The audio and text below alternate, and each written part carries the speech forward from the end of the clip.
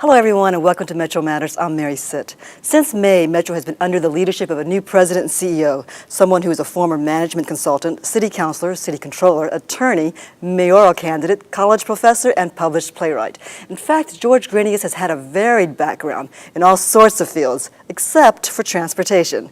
Yet he is leading Metro, one of the biggest transit systems in the country, and he's making big changes. Thanks for being with us, George. Sure, thank you, Mary. You have accomplished a whole lot in your career. Just before joining Metro, you were a partner at CLG, one of the nation's leading behavioral management firms. You're the author of 2 books, in addition to that play that was performed at the Alley Theater. You have a Harvard Law degree. You've practiced corporate law, business, government regulation, all that in New York and in Houston. Now you're here at Metro. Why did you decide you wanted this job in public transit? Well, when it was offered, which was totally unexpected, it was a result of my work on the Mayor's Transition Task Force on Metro. And as unexpected as it was, I immediately found it attractive for a couple of reasons. Number one, I love Houston. It's my home. Metro is obviously a very important part of Houston today and is going to be even more important in the future in terms of our transit program. So the opportunity to do something about that was really, really something I couldn't pass up. In addition, it allows me to bring my public sector experience as an elected public official back into play. And the 12 years I spent with my firm working on helping major corporations in the United States change the way they do their business to become more productive, more effective, I was able to bring that to the table too. So for me, it was the perfect opportunity to bring together all these different threads of my career in one job and to do something for a town that I love. But the fact that you had never done any transit before, was that intimidating a bit? No, the thinking of the chairman and the board was this. Metro is chock-a-block. It's full of people who are talented when it comes to transit. Bringing one more transit person in would not necessarily add a lot of additional value to the organization. What Metro needed was organizational change. That is something I've been very deeply involved with back when I was controller and during my 12 years of consulting work. So I'm bringing 20 plus years of experience in helping organizations change and improve. That's what I think I bring to the table. In addition, because I'm local, I live here in town, I think I bring a local perspective, which I think sometimes if you bring somebody in from outside who's basically rotating in and out, they don't necessarily have that same perspective. So what my job is to take all the transit talent that is here and harness it so that we get more productivity, more benefits for the community. And also, there's probably an argument about the fresh eyes looking at something. You bring that to the table too. Well, I think it's not just fresh eyes, but non-transit eyes are actually a plus. The transit industry is an industry. And my perception is that the industry, much like the automobile industry, has kind of gotten into its own mindset, a way of looking at things. My hope is that I can bring an outsider's perspective. I tend to ask a question not from a transit executive's point of view, but a customer's point of view. I think most people around the agency have heard me ask at least once, well, how does this look from the customer's side? What I can do is ask sort of the common sense questions that maybe a transit person who's all wrapped up in the intricacies of transit might not think to ask. You've made some big changes since coming here to Metro. Tell me about some of the major ones. Well, I think the first thing we've done is we've gotten a much more realistic handle on our budget. That's been a very painful process, but what we've done is we've stripped the budget down to what we know we actually can afford. We're only counting on the money we're absolutely sure is going to come in during the fiscal year. That's required some big changes, most significantly on our rail program. We believe we're going to get the federal grant, the $900 million. We do not want to count on it coming in this fiscal year. So we've slowed that program down in the short term so that it's much more financially stable. In addition to that, made major organizational changes, rearranged the organization so we're much more focused on Metro's core mission. And that core mission is to deliver first-rate transit services and to deliver first-class transit infrastructure, which includes but isn't limited to rail. So those financial steps and those organizational steps are 2 of the biggest changes that we're making, and that goes to everything else in the organization. You came here at a time when Metro was just embattled in all sorts of bad press, lawsuits, allegations of illegal document shredding, among other things. FTA saying, the Federal Transit Administration saying, you're not complying with Buy America regulations.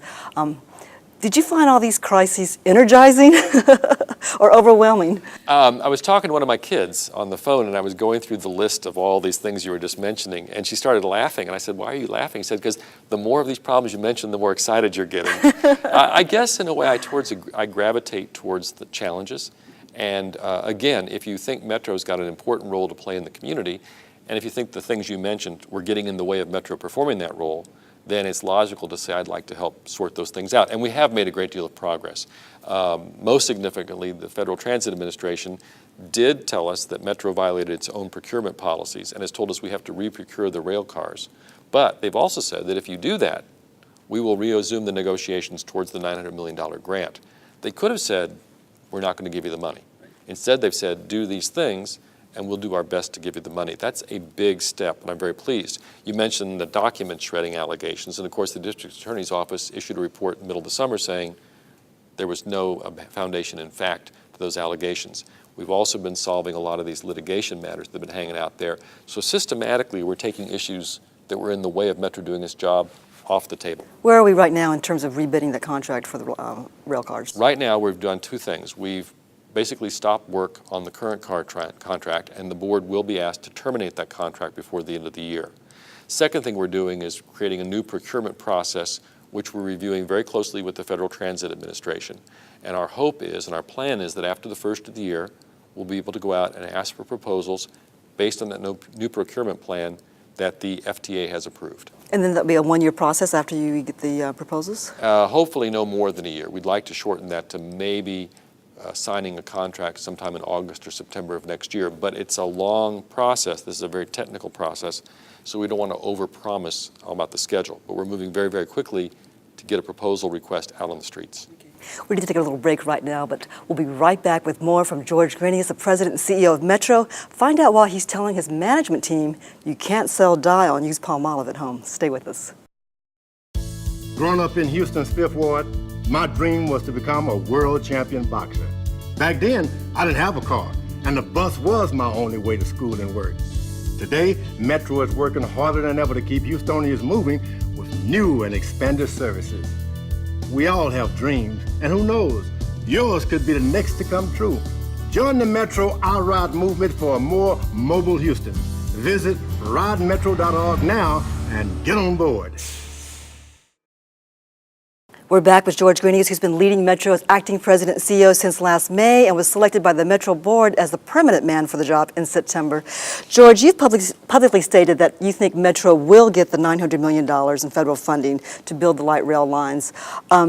This is going to be for two lines, right? The southeast and the north line? And the southeast line. Because the east end is being built by local funds. Harrisburg, or the east end line, is a locally funded line. That's right. And when do you think we will get this money? Well, we're not counting on it coming in until the next fiscal year. That would start October 1st of 2011. I would hope that the contract for the money will be signed in this fiscal year, but I would expect that to be sometime in the late spring, early summer of next year. Okay, you seem pretty confident that we'll get it. What I've seen from the Federal Transit Administration over the last month and a half especially has been a very pronounced shift in their attitude. Metro did not have the best reputation with them. They've seen Houston as a place where public transit is a combat sport. I think that what they're seeing now is a difference in our approach, much more transparent, much more open, much more committed to getting something done. And I think they're responding to that. How would you describe your management style? Well, that's a good question. You probably should ask other people more than me. I'm sure that what I think I'm doing is not always perceived. At the end of the day, my job at the top of the house is to make sure that the people have the tools and the encouragement and the support to do their jobs. Very few decisions should come to me. I should have to do very little in terms of, actually moving things forward in the organization. What I should be doing is acting like a coach and making sure the talented people that are scattered throughout Metro have the opportunity to do their job.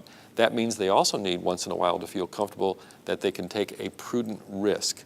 I think part of any agency's challenge, especially on the public side, is to make sure that people understand that there's no 100% guarantee of success in almost anything you do. So your job is to take prudent risks and take prudent steps to mitigate that risk, but to keep moving things forward. One of the things you've done as the CEO and president is that you've forced your management team to ride Metro. I Tell prefer me to about think I've that. requested them to ride Metro. Tell me about that policy. Well, it seemed to me that we really cannot sell Metro services unless we use them ourselves. So what I've asked each of the senior managers is to please ride the system 40 trips per month, and that at least 4 of those trips be commutes from home to work. And the reason for that is we want to make sure that all of us at the top of the house know what it's like to use the system. As you mentioned before the break, we really can't be selling dial soap and using Palmolive.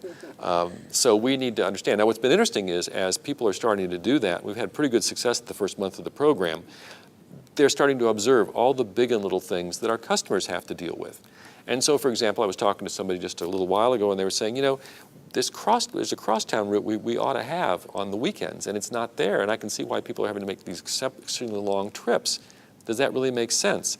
Other people have raised questions about, you know, how often is a run being done during the day? And some people have said, boy, this bus is really crowded. Could you get a longer bus or more buses? So all these things help us understand how all the decisions that are made at 1900 Main translate into real life experience for our customers. The only way you're going to really understand that is to experience it firsthand. Every employee, from what is at the end of the year, is supposed to have a scorecard ranking what they do, evaluating. What would be on your scorecard, and how would you measure your success? I think there'll be several things that I'll be looking for. One is, I think, employee attitudes about the authority and their role at the authority. Will people feel like they've got more freedom to take responsibility, that they don't have to worry so much about upsetting people by speaking up? Some of the things that I saw when I got here. I think I'll rate it in terms of, will we have knocked off some of these major problems? Will we have the FTA grant in place? Will we have resolved all the outstanding legal issues, which we're pretty close to doing now? I think I'll also want to see how well is this new organization structure functioning. Am I seeing more collaboration across the organization? Am I seeing more team efforts?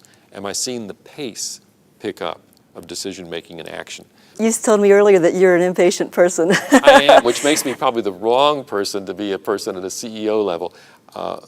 One of the risks you have in trying to change a major organization is trying to move too fast. And people naturally, especially after a difficult period like Metro was going through earlier this year, they want to see change kind of like that. And the fact is, change that happens that rapidly has usually been forced without a lot of buy-in from people in the organization. And what that means is the minute the manager, the senior manager, turns his or her back, the change starts unraveling. I'm in this to create change that lasts. And as I've told the board, that's going to take 24 to 30 months to make that shift. But we're talking about really getting Metro to rethink and reimagine itself as a very different organization. You do not do that overnight. You and I were talking during earlier on about how hard it is for just one person to change their habits. Right. We're asking 3,400 people in the agency to change their habits. We're also asking the community to change the way it reacts to Metro. That's another part of the equation. That all takes time. So you have a tough job ahead. The toughest part for me to stay patient and to be focused and to not get deflected by all the incomings that happen during the course of any day. And you do feel hopeful that Houston will have a first-class transit system? I believe that the Houston region is more desirous of that today, sees the need for it today more clearly than they ever have. It's really Metro's job to convince people that if the support for transit is up here, that everybody sees that Metro is the right agency to act on that and make that happen. Very good. Thank you so much for being with us. Sure. Thank you. That's all for this edition of Metro Matters. Be sure to join the conversation on our blog at ridemetro.org, fan us on Facebook, and follow us on Twitter. I'm Mary Sitt. Thanks for joining us. See you next time.